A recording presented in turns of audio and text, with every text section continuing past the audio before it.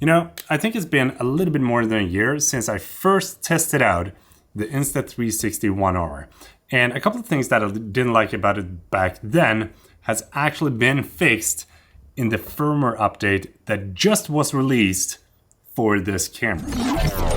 Won't you let me dream that you're mine again for just one dance, to let my blue heart pretend I'm just a fool. When it comes to action cameras, they're not really known to have like the best image quality and the best overall like sharpness, because usually these cameras don't have that big of a sensor. But the camera that I got here is the 1-inch sensor module, and it makes the footage look so much better than it otherwise do on most action cameras. One thing that I really like about this camera right now is how smooth it is when I'm walking like this, like handheld. Hey, look at that, some Japanese cherry blossoms. In the new update, one thing that you can do to make your footage come out a little bit better than it otherwise wouldn't is to adjust the sharpness. Because I don't know about you, but whenever you test out an action camera and when you try to incorporate it into your vlogs, it always looks over sharpened. But since you can adjust it and drag down the sharpness of this footage, then it's going to fit much better into your videos.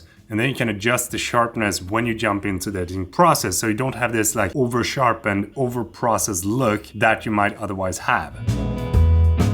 You wanna throw that all away, how it makes me feel so sad. Won't you let me dream, what else can I do?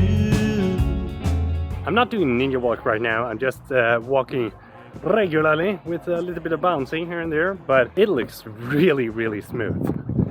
Edvin, vill du slänga sängmattan eller?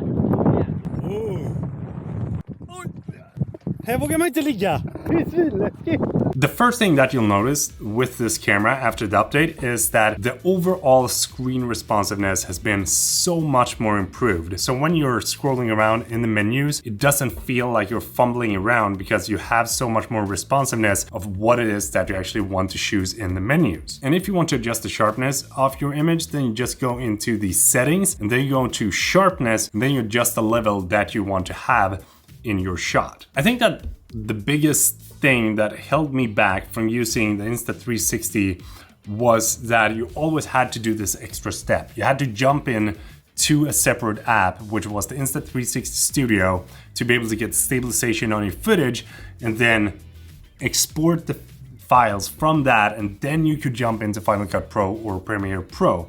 But now you don't have to do that because that's actually fixed in the camera. So whenever you're offloading your files to your computer, then you can just jump straight into the editing process and you don't have to think about like, is it stable enough or is it jittery? Because now it just like, because when you're controlling it with the app, then you see a preview of how the shot is actually going to come out. Another cool feature that I really like about this update is something that's called the horizon lock. So basically what you do is that it locks the horizon in place. So if you're shooting B-roll and like panning out from things, then the horizon is going to be like steady and flat. All of your shots is going to come out straight like the horizon. Unfortunately, I haven't had the time to take this camera out and test out the night mode because the weather here in Sweden hasn't allowed me to it.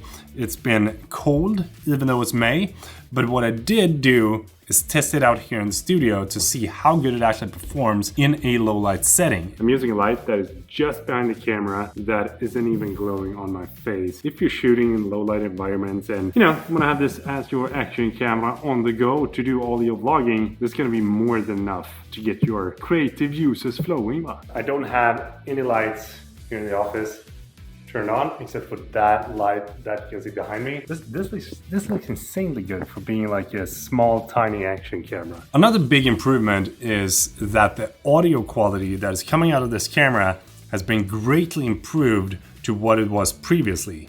I still highly recommend you to plug in an external microphone if you want to have that super crisp audio and make your videos sound extremely good. And since the camera has a USB-C port in it, then you can just like plug it in and then have high quality audio if you want to have that. So I really hope that you enjoyed this video and that you enjoyed the deep dive into the new firmware. And if you got one of these cameras, do go over to Insta360's website, update the camera, and enjoy the new functions. And I'm also going to drop a link down below where you can order the Insta360 1 inch edition with a free battery for 10% off. So head over there, check it out, and thanks so much for tuning in. I hope that you enjoyed this video. Subscribe, follow me on Instagram, all that good stuff, and I will see you in the next video. Take care.